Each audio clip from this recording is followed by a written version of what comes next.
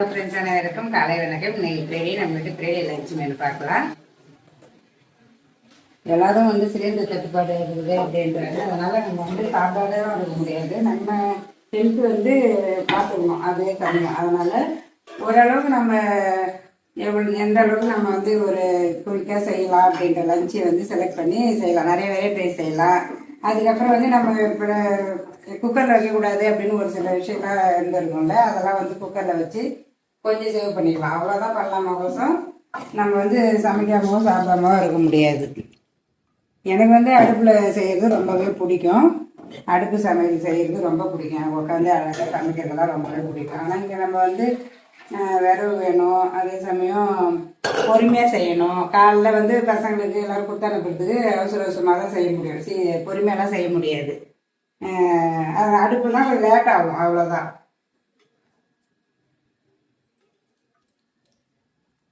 வெயில் நாள் அப்படின்றதால நிறைய இந்த நீர்க்காயெல்லாம் நிறைய சேர்த்துக்கலாம். கோஸு, முள்ளங்கி, அப்புறம் பீட்ரூட்டும் நல்லா குளிர்ச்சி தான். பீட்ரூட்டு, வாழைத்தண்டு, வாழைப்பூ, அந்த மாதிரி சாப்பாட்டில் நிறைய நம்ம நீர்க்காய் நிறைய சேர்த்துனோம்னா வெயிலுக்கு கொஞ்சம் நல்லா இருக்கும். நானும் எங்கள் வீட்டுக்காரர் கேட்டுதான் இருக்க, கொஞ்சம் திருடி இடம் இருக்குது, அடுப்பில் சமைக்கிற மாரி எனக்கு கொஞ்சம் அழகாக ரெடி பண்ணி கொடுங்க அப்படின்னு. எதுக்கு உனக்கு கொஞ்சம் சாப்பாடு செய்யறது எதுக்கு அவ்வளோ 2 கிச்சனு அப்படின்றாரு. அதனால் இப்போ லாக்டவுன் வருதா, நிறையா சிலிண்டர்லாம் தட்டுப்பாடாக இருக்குன்றாங்க. என்ன பண்ணுறதுன்னு தெரியல. நான் ஒரு சிலது குக்கரில் எல்லாமே குழம்பு கூட்டு எல்லாமே வச்சாலும் சாதம் மட்டும் குக்கரில் வச்சு அவ்வளோவா எனக்கு பிடிக்காது. அதனால சாதம் மட்டும் நான் எப்பயுமே வறுத்து தான் செய்வேன். இது இந்த பக்கம் எண்ணெய் 2 ஸ்பூன் ஊற்றி நல்லாவே பொரிஞ்சோன்னா கடுகு சேர்த்துருக்கேன். இன்னைக்கு எனக்கு தெரிஞ்சு வெங்காயம் ஒன்றே கட் பண்ணி போட்டுருவேன். சின்ன தக்காளி ஒன்று சேர்த்துக்கிறேன். இப்போ தேக்குங்க வாங்கி ரொம்ப நாள் ஆகுது. நான் துவையல் பண்ணலாம் அப்படின்னு வாங்கி வந்தேன். தக்காளி நிறையா போட்டு காஞ்சி மிளகா புளியெல்லாம் போட்டு துவையல் பண்ணால் எனக்கு ரொம்பவே பிடிக்கும். அதனால வாங்கிட்டு வந்தேன். அது என்னவோ செய்யவே இல்லை. அப்படியே எனக்கு தோல் எடுத்துகிட்டு ஒரு நாள் செய்யலாம்னு வச்சுருந்தேன். அன்றைக்கே டைம் ஆகிடுச்சுன்னு விட்டுட்டேன். அதனால் இன்னைக்கு எப்படியாவது அது செஞ்சிடணும். அப்புறம் வேஸ்ட்டாகிடும். எப்படியும் ஒரு 4 நாளைக்கு மேலேயாவது இருக்கும்னு நினைக்கிறேன் அந்த காய் வாங்கி. அதனால் நல்லா தோல்லாம் எடுத்து அழகாக பொடி பண்ணி வச்சுருக்கேன். கொஞ்சமாக கூட்டு பண்ணலாம் அப்படின்ட்டு தான் இப்போ பருப்பு ஊற வச்சிட்டேன். கடலப்பருப்பு தான். இது ஒரு 50 கிராம் அளவுக்கு இருக்கும். எடுத்து ஊற வச்சு காலையில் எல்லாமே ஊற வச்சு வச்சேன். அரிசி, சாம்பாருக்கு பருப்பு அதையும் ஊற வச்சு வெந்துட்டு அதையுமே வேக வச்சு கடுகு வச்சேன். இப்போ இது நல்லாவே வதங்கிட்டு வெங்காயம் தக்காளி எல்லாம் குக்கரில் தான் வைக்க போகிறாங்க. ரொம்ப நல்லா வதங்கன்னு அவசியம் இல்லை, ஓரளவு வதங்கினா போதும். இப்போ அதிலே கட் பண்ண பீக்கங்காய் சேர்த்துக்கிறேன். கேஸ் ஒரு சில பேர் சிம்மில் வச்சு சமைச்சாக்கா கேஸ் அவ்வளோவா ஆகாது அப்படின்றாங்க. வேகமாக வச்சு சமைச்சா கடற்கடனே சமைச்சு முடிச்சிடலாம், கேஸ் சேவ் ஆகுன்றாங்க. எப்படி சமைச்சா சேவ் ஆகும் அப்படின்றத கமெண்ட் பண்ணுங்க. சிம்மில் வச்சு குக் பண்ணுறதா இல்லை வேக வேகமாக வச்சு குக் பண்ணுறதா அப்படின்னு. ஒரு வெஜ்ஜு சமையல் ஒரு காம்போவா அப்படிங்கிறாங்க. இல்லை ஹோட்டல்லே போய் அப்படியே ஒரு சாப்பிட்ற ஃபீலிங் ரொம்ப நாள் ஆகிற மாதிரி இதுலேயே செஞ்சு ஒரு நாளைக்கு நண்டு குழம்பு வச்சேன், ஒரு நாள் சாம்பார் வச்சேன். நான் என்ன குழம்புன்னு தெரியல. அதனால இந்த ஒரு வாரம் ஃபுல்லாகவே ஏதோ ஒரு மெனு கொஞ்சம் நல்லா தான் சாப்பிடாத மாதிரி ஒரு ஃபீல் ஆச்சு. அதனால தான் சரி இன்னைக்கு கொஞ்சம் நல்லா சூப்பராக ஒரு ஹோட்டலில் சாப்பிட்ற ஒரு ஃபீலுக்கு மெனு லஞ்சு ரெடி பண்ணலாம் தான் இன்னைக்கு இந்த எல்லாமே பண்ணுறேன். நான் குக்கரில் தான் வைக்க போகிறேன். இப்போ கடலப்பருப்பு அதிலே சேர்த்துட்டு இதிலே வதங்கின காயாக இதில் சேர்த்துக்கலாம். இப்போ இந்த கூட்டுலாம் நான் அப்படியே இந்தமாரி வைக்க மாட்டேன். தனியாக பருப்பு மட்டும் வேக வச்சுட்டு அதுக்கப்புறம் இதை வதக்கி தனியாக கொதிக்க வைப்பேன். இப்போ இது கொஞ்சம் நம்மளுக்கு சேவ் பண்ணுற மாதிரி தான் சிலிண்டர். நல்லா உப்பு கொஞ்சமாக சேர்த்துக்கிறேன். குழம்பு மிளகாத்தூள் ஒரு 1/2 ஸ்பூன் அளவுக்கு, கொஞ்சமாக காரம் ரொம்ப வேணும், அதனால கொஞ்சமாக சேர்த்துக்கிறேன். இது சாம்பாருக்கு வெங்காயம் கட் பண்ணி எண்ணெய் ஊற்றி கடுகு நல்லா பொரிஞ்சதும் ஒரு பெரிய சைஸ் வெங்காயம் ஒன்று கட் பண்ணி வச்சுருந்தேன், அதை போட்டுருந்தேன். இதில் ஒரே ஒரு பச்சை மிளகா சேர்த்து குக்கர் மூடி போட்டு மூடி விட்டுடலாம். அது ஒரு 2 விசில் வந்தது பருப்பும் நல்லாவே வெந்துடும். சூப்பராக வந்து கூட்டு ரெடி ஆகிடும். வெங்காயம் கொஞ்சம் வதங்குங்க.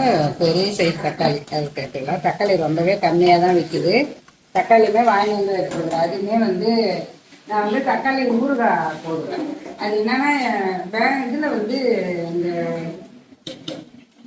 இந்த காமராஜர் இதுன்னு சொல்லிட்டு ஒரு ஒரு ஸ்கீம் மாரி அது போடுவாங்க. அப்போ அங்கே போயிட்டு எல்லாமே ட்ரைனிங் கொடுத்தாங்க. ஊறுகாய் செய்கிறது, இல்லை பொடி செய்கிறது, காளான் வளர்க்குறது, அந்த மாதிரிலாம்.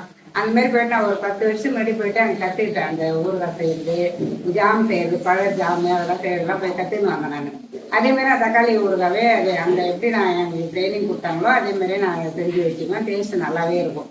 அந்த மாதிரி தான் செய்யலாம்னு சொல்லிட்டு ஒரு 2 கிலோ தக்காளி வாங்கி வந்து வச்சுக்கிறேன். டைம் இல்லை. இப்போ அந்த தக்காளியும் ஊறுகாய் ஒரு நாள் பண்ணி வச்சோம்னா நம்ம எமர்ஜென்சிக்கு தக்காளி சாதம் கிண்டிக்கலாம். இல்லைன்னா அது அடுப்பில் தான் ஒரு நாள் செய்யலாம்னு இருக்கிறேன். ஏன்னா கொஞ்சம் லேட் ஆகும். அது ஒரு 1/2 மணி நேரமாவது ஆகும். அதனால் அடுப்பில் செய்யலாம் அப்படின்னு இருக்கிறேன். ஏன்னா ஃபஸ்ட்டே நல்லா முள்ளைங்க வந்து வதக்கிட்டோம். அதனால் வந்து இப்போ வதங்கணும். லைட்டாக போட்டு அதில் ஒரு மிக்ஸ் பண்ணிவிட்டு அதுக்கு தேவையான மஞ்சள் தூள் சேர்த்துக்கிறேன். இது வந்து சுண்டலுக்கு பச்சை பட்டாணி தான் ஊற வச்சுருந்தேன். அதை வச்சு பசங்களுக்கு வந்து ஸ்நாக்ஸ் கொடுத்து அனுப்பலாம் அப்படின்னு சொல்லிட்டு.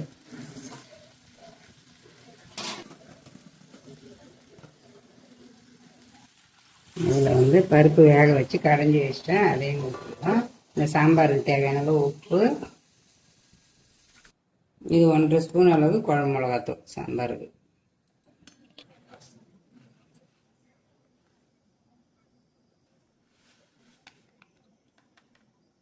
சாம்பாருக்குமே ஒரு சின்ன லெமன் சைஸ் அளவுக்கு புளி எடுத்து வச்சுன்னா கரைச்சி ஊற்றிட்டா அது ஒரு கொதி வரட்டும். இதுவுமே பட்டாணியுமே வெந்துடுது. ஒரு 4லேருந்து 5 விசில் வச்சுட்டேன். அதுக்கப்புறம் இது வந்து பாயாசம் வந்து நீ ஃப்ரைடேன்றதால பால் பாயாசம். இது மிக்சட் பாயாசம் அப்படியே ரெடிமேடாக இருக்கும்ல, அந்த பாயாசம் தான்.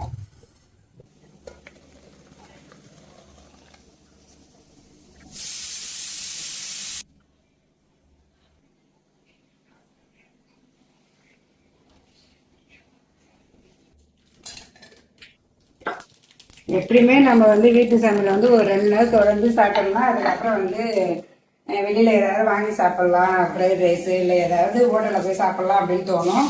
அந்த மாதிரி தான் நாங்கள் எதுவுமே வந்து வெளியிலாம் சாப்பிடவே மாட்டோம். வீட்டில் செய்யறது மட்டும்தான் நாங்கள் வந்து சாப்பிடுவோம். அதே சமயம் இப்போ செய்கிற இத்தனை வெரைட்டினா இது வந்து ஒரே வேலைக்கு நாங்கள் சாப்பிட போகிறதில்ல. ஒரு 4 பேர் 5 பேர் வீட்டில் இருக்கிறோம் அப்படின்னா 3 வேலைக்குமே இதை வச்சு அட்ஜஸ்ட் பண்ணிக்குவோம். ஏன்னா யாரும் நிறைய சாப்பிட போகிறதில்ல. காலைல பிரேக்ஃபாஸ்ட் சாப்பிட்டு போவாங்க, மதியம் லஞ்சு கொடுத்து அனுப்பிடுறோம். எப்படி குழம்பு வந்து மீறும், ரசம் சாம்பார் அந்த மாதிரி ஏதாவது மீறும். அதில் வந்து நைட்டுக்கு இட்லி பொடி எப்பயுமே அரைச்சி வச்சுருப்போம். நைட்டுக்கு 10 10 கொஞ்சம் சட்னி அரைச்சினாலும் அரைச்சிக்குவோம். இல்லை வந்து பொடியோட விட்டுருவோம். அந்த குழம்பு அதை வச்சு நைட்டு டிஃபனுக்கு வந்து மேனேஜ் பண்ணிக்குவோம்.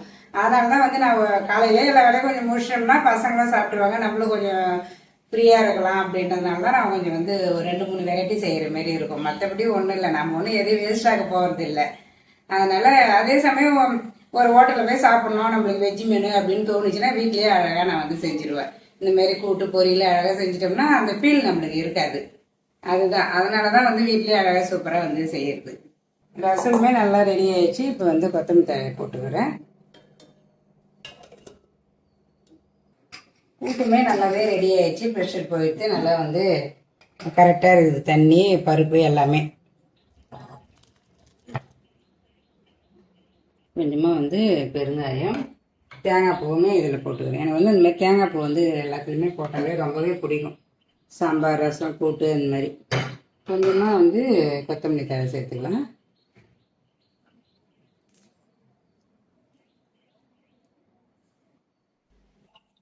இந்த வெயில் நாளுக்கு இனிமேல் வந்து எதுக்குமே வேலை வந்துடுது.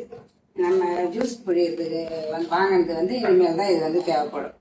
சாத்துக்குடியுமே கொஞ்சம் ரேட்டு கம்மியாக தான் விற்குது, அதனால் வாங்கிட்டு வந்தேன். சூப்பராகவே நம்ம வீட்டு ஃப்ரைடே லஞ்சு எல்லாமே ரெடி ஆயிடுச்சு. சுட சுட சாதம், சூடான சாதத்துக்கு முள்ளங்கி சாம்பார், அதுக்கப்புறம் பீக்கங்காய் போட்டு கூட்டு, கடலைப்பருப்பு போட்டு, அதுக்கப்புறம் சூடான ரசம், அதுக்கப்புறம் தாளிச்ச மோர், பசங்களுக்கு பிரேக்கில் சாப்பிட்றதுக்கு பச்சை பட்டாணி சுண்டல், அதுக்கப்புறம் இன்னைக்கு ஃப்ரைடேன்றதால பால் பாயாசம், அதுக்கப்புறம் கேரட் பீன்ஸ் பொரியலுமே வந்து நல்லாவே இது வந்து தேங்காய் பூ போட்டால் வேலை முடியுது. கொஞ்சம் தான் ஒன்றும் தண்ணி இருந்தது. அதுக்கப்புறம் காலைல பிரேக்ஃபாஸ்ட்டுக்கு பொங்கல்.